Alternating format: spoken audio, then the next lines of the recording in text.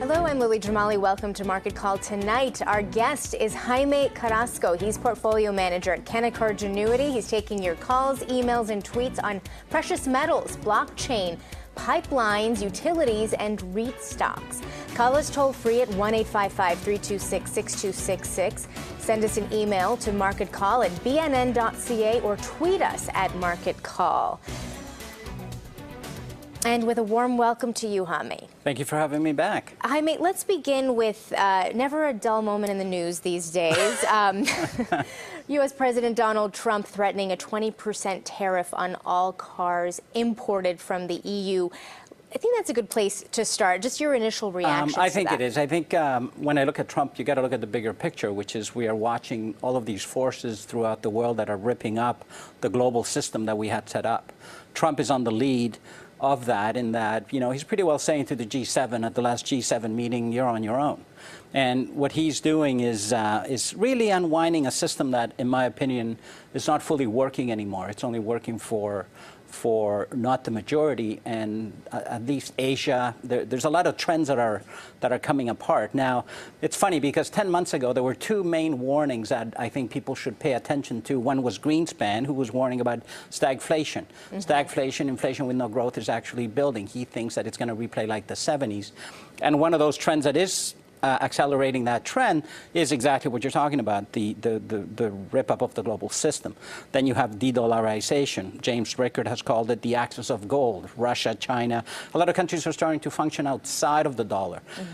You have the populist wave. Look at Italy now. Italy's saying, hey, we're not going to pay that money. And because of that, I think we have greater systemic risks. The other warning that I think is very important, it was done by the chairman of Terry Duffy, the chairman of the COMEX.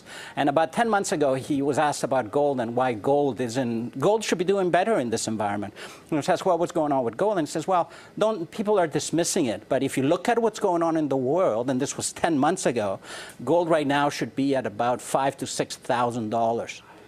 Things are worse today than they were 10 months ago. Now, to me, that's a massive opportunity because, as he said, people are dismissing something, and you can't dismiss it forever because sooner or later we're going to have a massive jump in price. I do believe that because at the core of all these changes is the monetary system, and it needs to change. Well, the idea that gold would be at $5,000, I think, is certainly eye-popping for a lot of our viewers. But I think it speaks to, even the notion of that, speaks to a little bit of a disconnect between the way that the news cycle is going and the way markets are going. What is the trade around that, then? Well, I personally have been working under the assumptions that markets aren't working as markets anymore. They're being manipulated through ETFs, tons of money circulating in the system.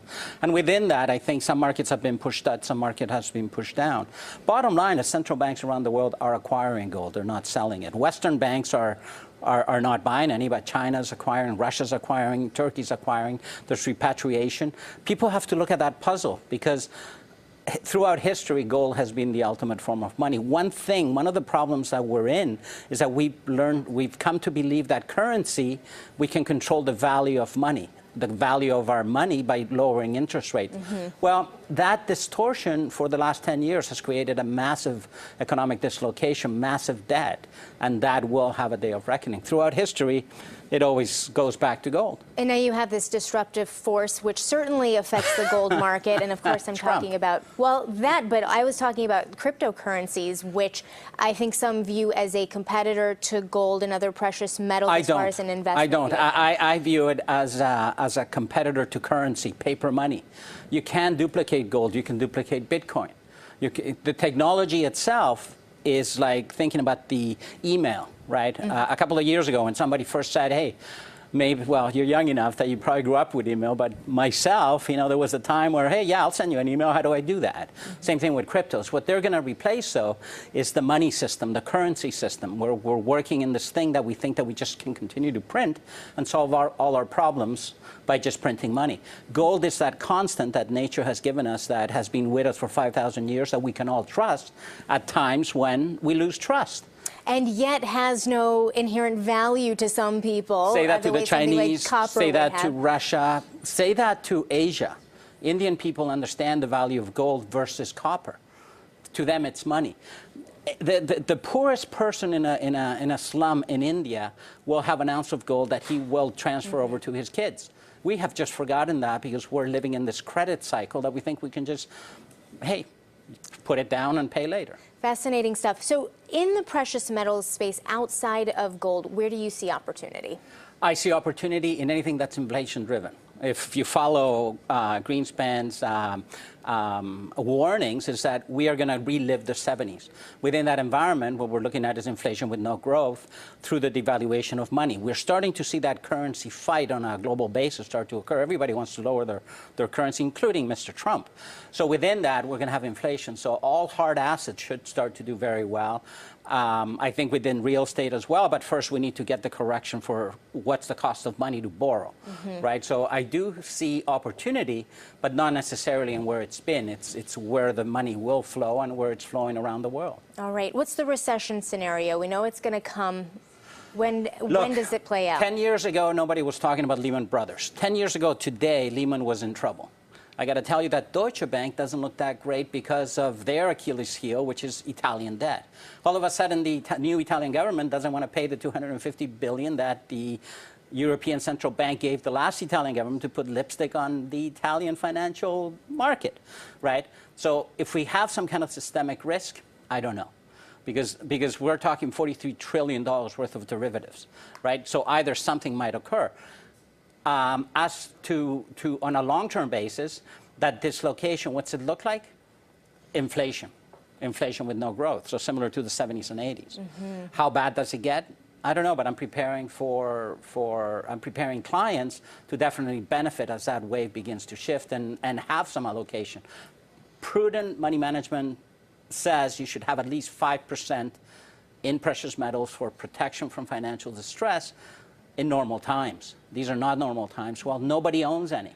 So to me, I think that's a benefit because as more and more people start to come in, you know, they're always late to stay late at the party and never get in early into things. So I'd rather be contrarian and acquire those things that everybody will need. Contrarian to the extent of gold at $5,000.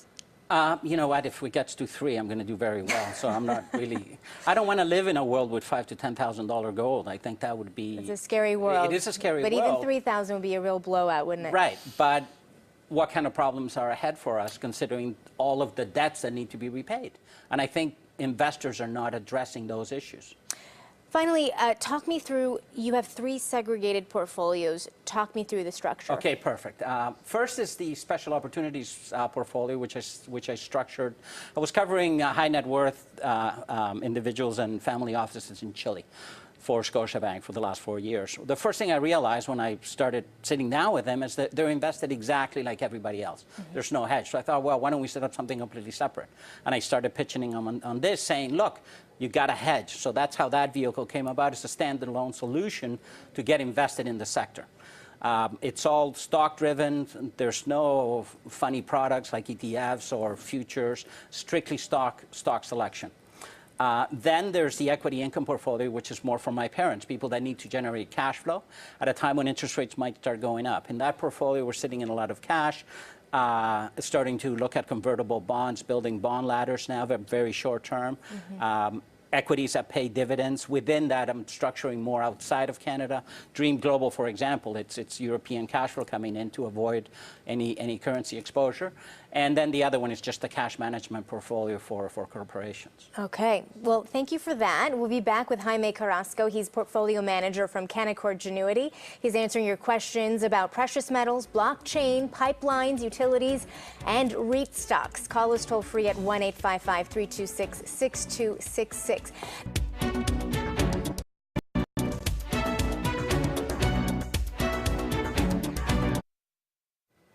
Too late. All right, well, it's time now for top picks. Franco, Nevada tops the list, and we were just chatting at the break about how this was also one of your past picks. So we're in a little bit of a bind here. Well, you know what? It's such a conservative hold within this sector, which tends to be very volatile, so I recommend it to older people. It's funny because I had to change. First Majestic was also part of my last pick. That's why I knew that. That's changing policy. But again, I wouldn't be dissuaded with First Majestic for anybody. Detour Gold is your second one on the list. You have a $22 price target on this one with a buy.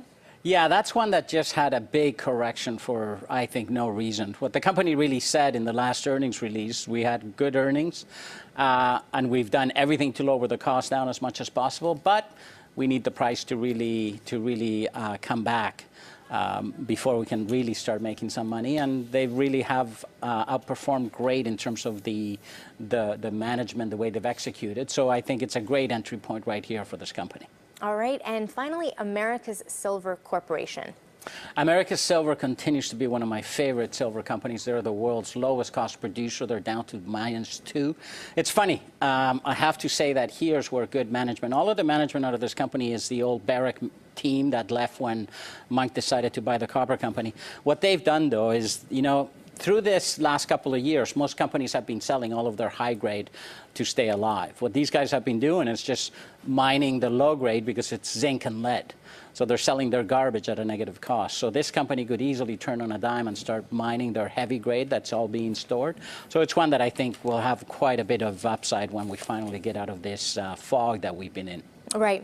Switching gears, I want to chat about Deutsche Bank a little bit with you and some of the parallels that you see with Lehman Brothers. Well, it's funny because 10 years ago today, nobody was talking about Lehman Brothers. I think it's important to talk about Deutsche Bank because Deutsche Bank, to me, is a possible systemic risk. Mm-hmm. Deutsche Bank right now, if you look at Lehman Brothers, their Achilles heel was subprime.